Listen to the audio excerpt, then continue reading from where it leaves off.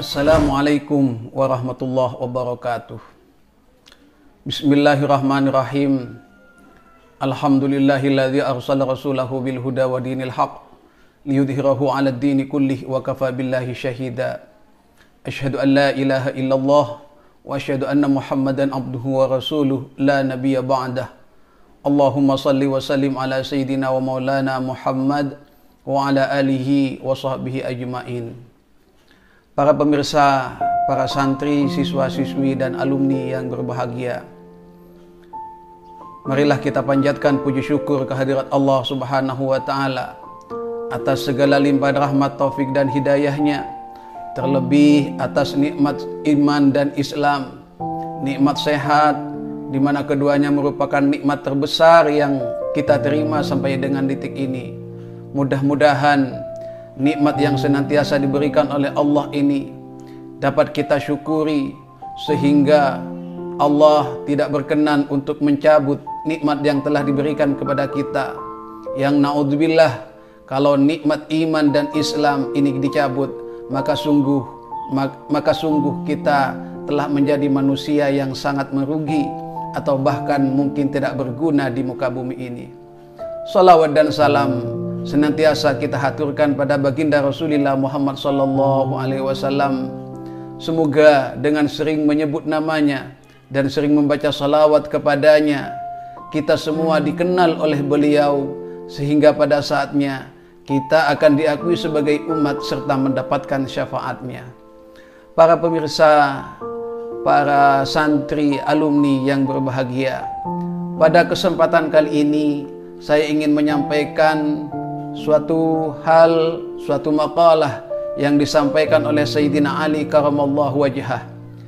Beliau menyampaikan bahwa ada beberapa hal yang tersulit untuk dilakukan di dunia ini, di mana dalam makalahnya beliau menyampaikan bahwa inna as'abal a'mali arba'u khisalin. Ada 4 hal yang paling sulit untuk kita lakukan di dunia ini. Apa saja 4 hal tersebut? Yang pertama adalah al-'afwu indal ghadab. Kemudian yang kedua adalah wal judu fil usrah, wal 'ifatu fil khulwah, wa qaulul haqqi liman yakhafuhu aw yarjuhu. Di mana kalau kita tarik dan kita artikan ke dalam bahasa Indonesia satu persatu dari 4 hal tersebut, bahwa yang pertama yang paling sulit untuk kita lakukan adalah al-afu indal ghadab, yaitu mengampuni, memaafkan ketika kita sedang marah. Tentu hal ini dapat kita maklumi bersama. Ada banyak di antara kita ketika misalnya konsultasi kepada orang yang bijak mengenai satu hal yang terjadi sebelumnya atas adanya kekeliruan, kesalahan atau kesalahpahaman, maka orang bijak biasanya mengatakan tunggu dulu, sabar dulu, minta maafnya nanti. Kenapa? Karena dia masih sedang marah, khawatir nanti akan terjadi sesuatu yang tidak kita inginkan. Ini menandakan dan membuktikan bahwa memaafkan dalam kondisi kita sedang marah sulitnya luar biasa. Tetapi sebaliknya, ketika kita mampu melakukan hal tersebut, maka kita termasuk manusia yang luar biasa. Memaafkan saat kita marah. Kemudian yang kedua adalah wal judu fil usrah. Kita bisa dermawan padahal kondisi kita sedang dalam kesulitan. Jika kita dalam kondisi yang cukup, jika kita dalam kondisi yang murah, kita sedang memiliki sesuatu atau kita sedang mempunyai sesuatu, maka untuk memberikan sesuatu, untuk menyodorkan tangan seraya memberikan sesuatu, tentu tidaklah terlalu sulit bagi kita. Cangring maturana montepan bedeh beri kempang. Tetapi sebaliknya, ketika kita sedang kesulitan, kita sedang kekurangan, bahkan untuk diri sendiri pun sedang dibutuhkan, bagaimana mungkin kita bisa akan memberikan kepada orang lain? Sulitnya luar biasa. Tetapi sama dengan yang pertama, jika hal itu dapat dilakukan, maka ini sungguh betapa luar biasanya. Para pemirsa, siswa-siswi dan alumni yang berbahagia, tetapi ada banyak para waliullah, para ulama yang diuji oleh Allah dengan kondisi yang semacam ini, yaitu dengan tuntutan agar kita dapat memberikan sesuatu sementara kita sendiri sangatlah membutuhkan. Dan cerita-cerita seperti ini sudah banyak kita dengar dari para salafus salihin, para sahabat yang kemudian pahalanya tak tanggung-tanggung, balasannya tak tanggung-tanggung, karena telah berusaha menjadi orang yang al-judu fil usrah, orang yang dermawan sementara ianya sendiri dalam kondisi kesulitan. Kemudian yang ketiga, hal tersulit yang bisa dilakukan di muka bumi ini adalah wal iffatu fil khulwah. Kita dapat menjaga diri dari sesuatu hal yang dilarang oleh syariat, semisal untuk tidak telanjang, semisal kita menjaga kewibawaan ketika kita dalam kondisi khulwah, ketika kita berada dalam sendirian.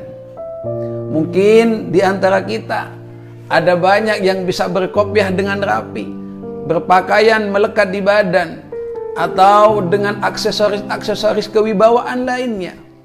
Mohon maaf, kami sebut dengan aksesoris, tetapi itu suatu ibadah asal niatnya berada pada waktu yang tepat dan pada saat yang tepat.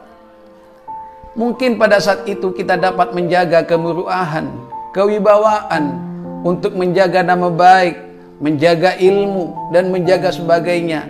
Tetapi saat di hadapan manusia, atau kita berada dalam sebuah perkumpulan, atau saat kita berada di luar rumah, akan tetapi menjadi pertanyaan sebaliknya, bisakah kita, kuatkah kita menjaga, menutup aurat kita, menjaga kewibawaan kita, menjaga syariat kita ketika kita sedang sendirian berada di dalam rumah misalnya? Maka tentu bagi para pemirsa, para santri dan alumni, jika kalian mampu melakukan hal ini, maka sekali lagi Anda termasuk orang yang sungguh luar biasa. Al-iffatu fil khulwah, dapat mampu menjaga diri ketika dalam kondisi sendirian. Kemudian yang terakhir, hal yang tersulit untuk dilakukan di muka bumi ini adalah qaulul haqqi liman yakhafuhu aw yarjuhu, yaitu menyampaikan suatu kebenaran di hadapan orang yang kita takuti, seperti sultan atau pemimpin misalnya, aw yarjuhu, atau di hadapan orang yang kita harapkan kebaikannya.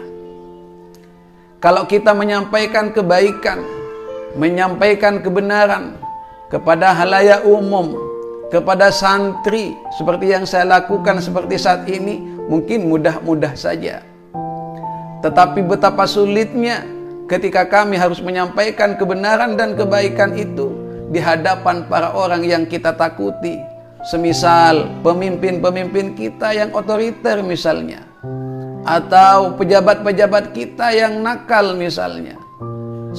Sehingga kalau kita menyampaikan, maka kita akan khawatir kita akan dihilangkan seperti zaman-zaman terdahulu, atau kita akan dizalimi dengan berbagai cara.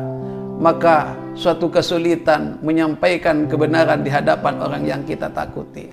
Jangankan sekelas pemimpin, sekelas tokoh kampung, apakah itu tokoh yang baik atau tokoh yang buruk, sulitnya sudah minta ampun untuk menyampaikan suatu kebenaran. Au yarjuhu, atau menyampaikan kebenaran kepada orang yang kita harapkan kebenaran, yang kita harapkan bantuannya. Saat kita mendatangi seseorang yang dianggap kaya, yang dianggap dermawan, tetapi sesampainya di tempat, misalnya kita mencoba untuk meminta dana untuk pembangunan suatu masjid, madrasah atau semacamnya, Tapi ternyata sesampainya di tempat, orang tersebut melakukan suatu kesalahan, sementara kita sendiri mengharapkan bantuannya. Kira-kira mampukah kita meluruskan dan membenarkan apa yang telah dilakukan? Sulit luar biasa. Kalaupun bisa, maka tak banyak orang yang mampu melakukannya. Karena juga dikatakan dalam pepatah yang lain, al-insan abdul ihsan, bahwa manusia itu adalah budaknya kebaikan. Artinya, ketika ada seseorang yang berbuat baik kepada kita, ada seseorang yang menolong kita, ada seseorang yang membantu kita, maka kita akan menjadi abdu ihsanihi, kita akan menjadi budak dari kebaikannya. Andaikan kita akan diminta tolong, disuruh dan semacamnya, tentu kita pasti akan mau. Oleh karena beliau atau oleh karena mereka telah memberikan kebaikan kepada kita. Dalam kondisi seperti ini, mampukah kita mengingatkan mereka, membenarkan mereka, menyalahkan mereka ketika mereka betul-betul melakukan kesalahan? Maka tentu sangat bahagia dan berbanggalah bagi mereka yang mempunyai keberanian dengan cara yang elok tentunya, bukan hanya sekedar keberanian yang tidak terkontrol untuk menyampaikan sebuah kebaikan, untuk menyampaikan sebuah kebenaran kepada orang yang kita takuti atau kepada orang yang kita harapkan kebaikannya. Para pemirsa yang berbahagia, demikian yang bisa saya sampaikan. Mudah-mudahan bermanfaat dan senantiasa kita mendapatkan barakah ilmu ini, termasuk dengan menyebut salafus salihin yang pada hari ini kita menyebut Sayyidina Ali. Mudah-mudahan kita mendapatkan barakahnya. Para pemirsa yang berbahagia, jika ada kesalahan atau kekeliruan, koreksi tentunya selalu kami harapkan, karena kesalahan dan kekeliruan datangnya hanyalah dari kami, sementara kebenaran semua datangnya dari Allah Subhanahu wa ta'ala. Demikian, kurang lebihnya mohon maaf. Ihdinas siratal mustaqim. Wassalamualaikum warahmatullahi wabarakatuh.